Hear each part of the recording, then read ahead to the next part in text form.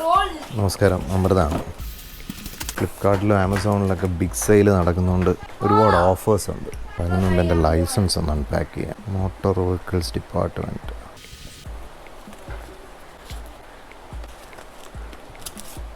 Licence കാർഡൊക്കെ കുറച്ചും കൂടെ നല്ല ഭംഗിയായിട്ടുണ്ട്. ഇപ്പോൾ ഇനി നമുക്ക് ഇതൊന്ന് അൺബോക്സ് ചെയ്യാം. ഇതൊരു ഹെഡ്ഫോണാണ്.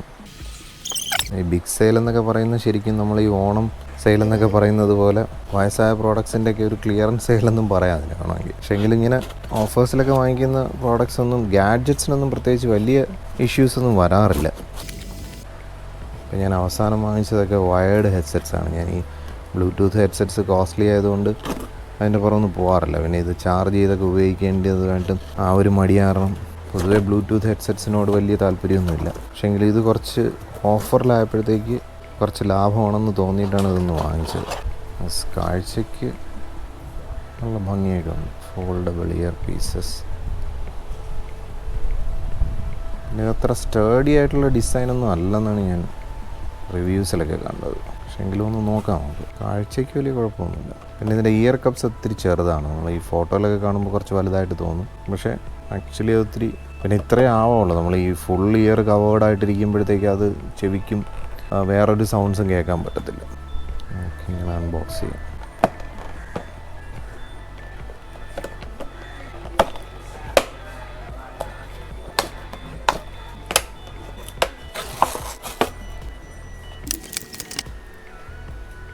ഇൻഫിനിറ്റി. ഇതുപോലെ തന്നെ ബ്ലോപ്പുംത്തിൻ്റെ ഞാനൊരു ഹെഡ്സെറ്റും കൂടെ വാങ്ങിച്ചൊരു ബ്ലൂടൂത്ത് ഹെഡ്സെറ്റ്. അതും പ്രൈസ് വളരെ കുറവായതുകൊണ്ട് വാങ്ങിച്ചതാണ്. പക്ഷെ അത് ഇതുവരെ ഞാൻ എത്തിയിട്ടില്ല. അത് വന്നതിന് ശേഷം അതും ഒന്ന് റിവ്യൂ ചെയ്യാം. ഇതിപ്പോൾ ഒരു റിവ്യൂയർ ആയില്ല. ഒരു 6 months യൂസ് ചെയ്തതിന് ശേഷം ഇതിൻ്റെ ഒരു റിവ്യൂവിനെ കുറിച്ച് നമുക്കൊന്ന് ഡിസ്കസ് ചെയ്യാം. ഇയർ കപ്പ് കുറച്ച് ചെറുതാണ്. നമ്മൾ ഈ സ്നാപ്പിൽ കാണുമ്പോൾ അതുപോലെ ഇതിൻ്റെ പ്ലാസ്റ്റിക് ക്വാളിറ്റിയൊക്കെ കുറച്ച് പൂറാണ്. പക്ഷേ എങ്കിലും പ്രൈസ് പോയിൻറ്റിൽ വർത്താണെന്ന് പറയാം. ഇതിൻ്റെ ഒരു ആക്ഷനൊക്കെ ഇതിൻ്റെ ഒരു ഫോൾഡിങ് ആയിരുന്നാലും ഈ ഒരു ഫോൾഡിങ് മാത്രമേ ഉള്ളൂ. ഇങ്ങനെ ഒരു ഫോൾഡിങ് മാത്രമേ ഉള്ളൂ. ഇതിന് ഇങ്ങനെ വെക്കാമെന്നുള്ളതേ ഉള്ളൂ. വേറൊരു ആക്ഷനും ഇല്ല. സ്വിച്ച് ഓൺ ചെയ്യാം.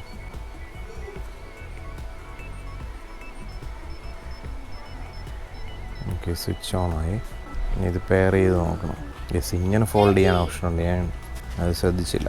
കുറച്ച് ഡെലിക്കേറ്റാണ് സാധനം. അതിലൊരു ചെറിയ ടെൻഷനേ ഉള്ളൂ. അതുപോലെ ഈ JBLൻ്റെത് എൻ്റെ യൂസ് ചെയ്ത എക്സ്പീരിയൻസിൽ ഈ ഒരു പാഡ് ചിലപ്പോൾ പെട്ടെന്ന് ദ്രവിച്ചു പോകാൻ സാധ്യതയുണ്ട്. ഞാൻ JBLൻ്റെ ഒന്ന് ഇതുപോലെ യൂസ് ചെയ്തിട്ടുണ്ടായിരുന്നു. JBLും ഹർമനും ഒക്കെ ഏതാണ്ട് ഒരേ കുടുംബത്തിലെ അംഗങ്ങളാണ്. എന്തായാലും ഇതൊന്ന് ട്രൈ ചെയ്തൊക്കെ നോക്കാം. എക്സ്റ്റെൻഡ് ചെയ്യാനുള്ള ഓപ്ഷനുണ്ട്. പക്ഷേ ഇതിൻ്റെ ഈ പ്ലാസ്റ്റിക് ക്വാളിറ്റി എനിക്ക് എത്രത്തോളം സുഖം തോന്നുന്നില്ല. But okay. അതുപോലെ ഇതിൻ്റെ ചാർജിങ് കേബിൾ ക്വാളിറ്റിയൊക്കെ കുറച്ച് പൂറായിട്ട് തോന്നുന്നു. പൂർ ഇൻ ദ സെൻസ് ഓക്കെയാണ് അതിൻ്റെ ഇൻസ്ട്രക്ഷൻ മാനുവൽ. അപ്പോൾ ഇതിൻ്റെ പ്രൈസ് ഇത്രയും അഫോർഡബിൾ റേഞ്ചിലായതുകൊണ്ടാണ് ഒന്ന് വാങ്ങിയത്. അല്ലാതെ ഞാൻ പൊതുവെ ബ്ലൂടൂത്ത് ഹെഡ്സെറ്റ് യൂസ് ചെയ്യാറില്ല. കാരണം എനിക്ക് വയേർഡാണ് സേഫ്. കാരണം ഞാൻ എഡിറ്റിംഗ് ഒക്കെ ചെയ്യുന്ന സമയത്ത് വയേർഡായിട്ടുള്ള സോണിയുടെ ഒരു ഹെഡ്സെറ്റ് അത് ഞാൻ ഇതിനകത്ത് തന്നെ റിവ്യൂ ചെയ്തിട്ടുണ്ട്. വളരെ നല്ല ക്വാളിറ്റിയാണ്. അപ്പോൾ അതുകൊണ്ട് ആ കാര്യത്തിൽ എനിക്ക് വയേർഡ് ഹെഡ്സെറ്റ്സാണ് കുറച്ച് പെർഫെക്റ്റായിട്ട് അല്ലെങ്കിൽ കുറച്ചും കൂടെ സോളിഡായിട്ട് തോന്നിയിട്ടുള്ളത്. അല്ലെങ്കിൽ അതും സോണിയുടെ അതാണ് നല്ല സ്ട്രോങ് ഡിസൈനാണ്. പക്ഷേ ഇതും ഓക്കെ എന്ന് പറയാം. പ്ലാസ്റ്റിക് ക്വാളിറ്റി കുറച്ച് പൂറായിട്ട് എനിക്ക് തോന്നുന്നു. ബട്ട് ഇനി സൗണ്ട് ക്വാളിറ്റി എങ്ങനെയാണെന്നുള്ളത് നോക്കിയിട്ട് നമുക്ക് ഇതിൻ്റെ ഒരു ജെന്യൂൻ ആയിട്ടുള്ള റിവ്യൂ കൂടെ ചെയ്യാം. അപ്പോൾ എന്തായാലും മറ്റൊരു അൺബോക്സിങ് വീഡിയോ ആയിട്ടോ അല്ലെങ്കിൽ ഒരു ബ്ലിസ്ഫുൾ സ്റ്റോറി ആയിട്ടോ ഒക്കെ നമുക്ക് വീണ്ടും കാണാം. Thank you for watching.